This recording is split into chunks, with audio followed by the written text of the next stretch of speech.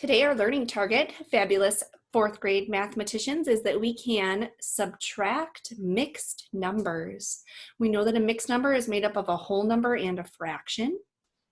Okay, so our change in learning targets and what makes today different is today we are subtracting them. It helps if you're ever given a problem, just like in addition, if you're ever given a horizontal subtraction problem such as 2 3/4, subtract 1 1/4. It really helps if we write those up and down for now. You will get to a point where you don't need to do that, but in doing that, you're going to organize this for your brain to make your job easier. Okay, so I've rewritten my horizontal problem so that it's vertical. Here are the steps for subtracting mixed numbers. We always start with fractions. Okay, fractions first. Oh, excuse me, sneezed. Fractions first. All right, so I'm going to look at my fractions here. It says that I'm working with 3/4, subtract 1/4. Okay, it's the same as addition. Our denominators, the down number, denominator bottom, okay, stays the same. I'm going to then subtract my numerators, the top, 3 subtract 1. I know that that is 2. Okay, 3 take away 1 is 2. We did the same thing when we added fractions. We added the numerators and we kept the denominator the same. The difference is I need to recognize I'm subtracting now. Then I'm going to subtract my whole numbers. 2 whole pizzas, take away 1 of those 2 pizzas, means I have 1 pizza left over.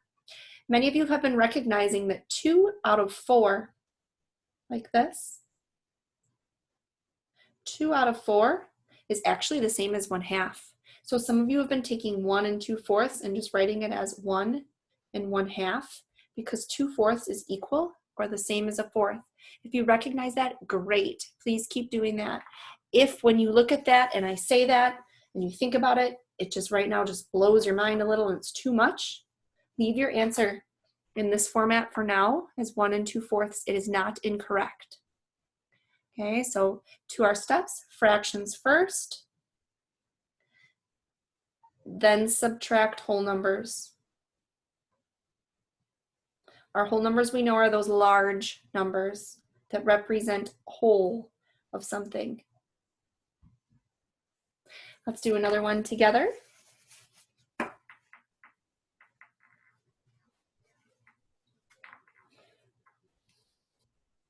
Let's say this time we have some bigger numbers to work with. I'm going to have 12 7/8, and I'm going to subtract 9 3/8.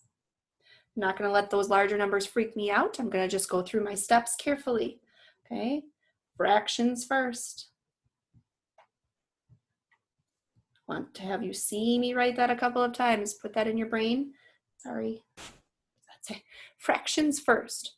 Okay, so 7/8 subtract 3/8 is 4/8. Because I keep my denominator the same, the downstairs number, denominator the same, and I subtract my numerators. 7 take away 3 is 4. Then whole numbers, right? 12 subtract or take away 9 is 3.